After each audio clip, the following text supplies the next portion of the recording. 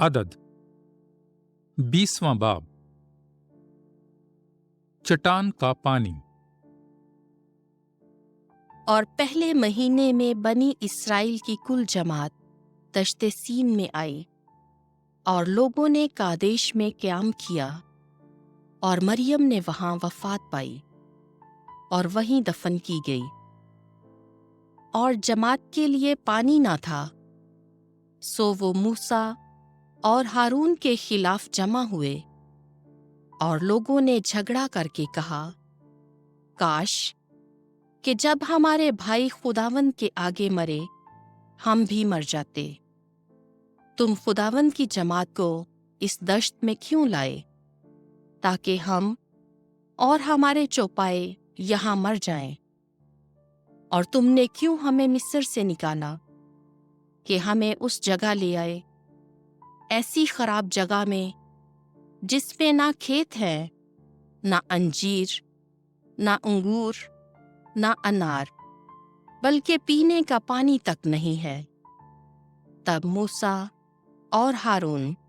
جماعت کے سامنے سے حضوری کے خیمے کے دروازے پر گئے اور منہ کے بل گرے۔ تب خداوند کا جلال ان پر ظاہر ہوا، اور خداوند نے موسیٰ سے کلام کر کے فرمایا کہ عصا لے اور جماعت کو جمع کر، تو اور تیرا بھائی ہارون، اور ان کی آنکھوں کے سامنے تم چٹان سے کہو تو وہ اپنا پانی دے گی۔ اور چٹان میں سے پانی نکلنے کے بعد جماعت اور ان کے چوپائے پئیں۔ اور موسیٰ نے خداوند کے سامنے سے جیسا اسے حکم ہوا تھا عصا کو لیا، اور موسیٰ اور ہارون نے جماعت کو چٹان کے سامنے اکٹھا کیا، اور ان سے کہا، سنو اے باغیوں، کیا ہم تمہارے لیے اس چٹان میں سے پانی نکالیں؟ اور موسیٰ نے اپنا ہاتھ اوپر اٹھایا اور اپنے عصا سے 2 دفعہ چٹان کو مارا، تو اس میں سے بہت پانی نکلا، اور جماعت نے اور ان کے چوپایوں نے پیا۔ تب خداوند نے موسیٰ اور ہارون سے کہا، چونکہ تم مجھ پر ایمان نہ لائے اور بنی اسرائیل کی جماعت کے سامنے میری تقدیس نہ کی، اس لیے تم اس جماعت کو اس ملک میں نہ لے جاؤ گے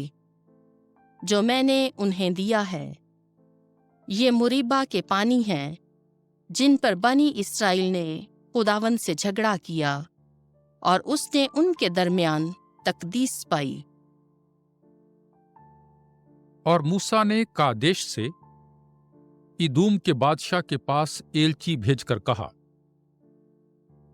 کہ تیرے بھائی اسرائیل نے یوں کہا ہے کہ سب مصیبت جو ہم پر پڑی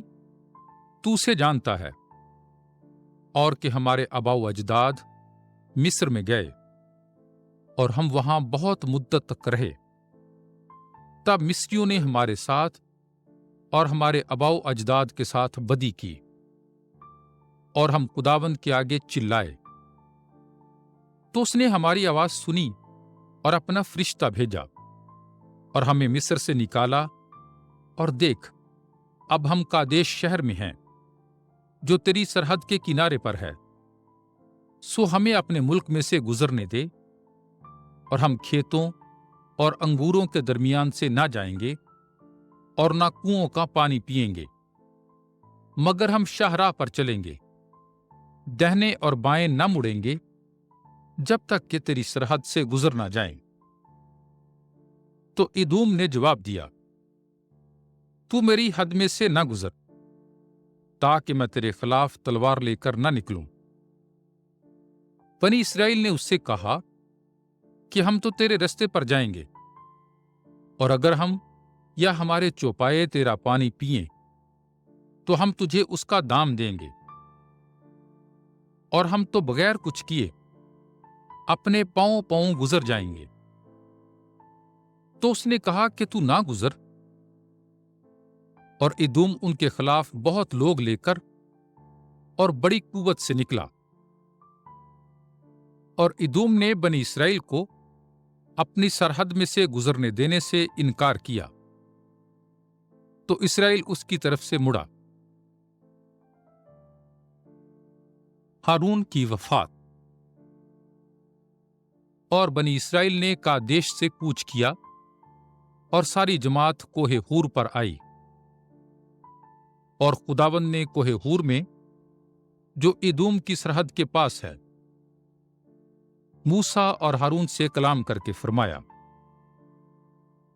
کہ ہارون اپنے لوگوں میں جا ملے گا، اس لیے کہ وہ اس ملک میں جو میں نے اسرائیل کو دیا ہے داخل نہ ہوگا، کیونکہ تم دونوں نے مریبا کے پانی کے پاس میرے حکم کی نافرمانی کی۔ تو ہارون اور اس کے بیٹے الیعازار کو لے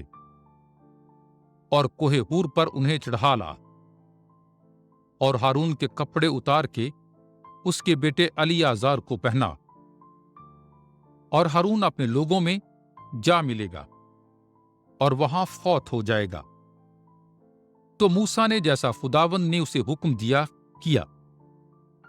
اور وہ جماعت کے دیکھتے ہوئے کوہ ہور پر چڑھے، اور موسیٰ نے ہارون کے کپڑے اتارے اور اس کے بیٹے الیعازار کو پہنائے، اور وہاں پہاڑ کی چوٹی پر ہارون فوت ہوا، اور موسیٰ اور الیعازار پہاڑ سے نیچے اتر آئے۔ پس جب ساری جماعت نے دیکھا کہ ہارون فوت ہوا تو تمام بنی اسرائیل اس پر 30 دن تک ماتم کرتے رہے۔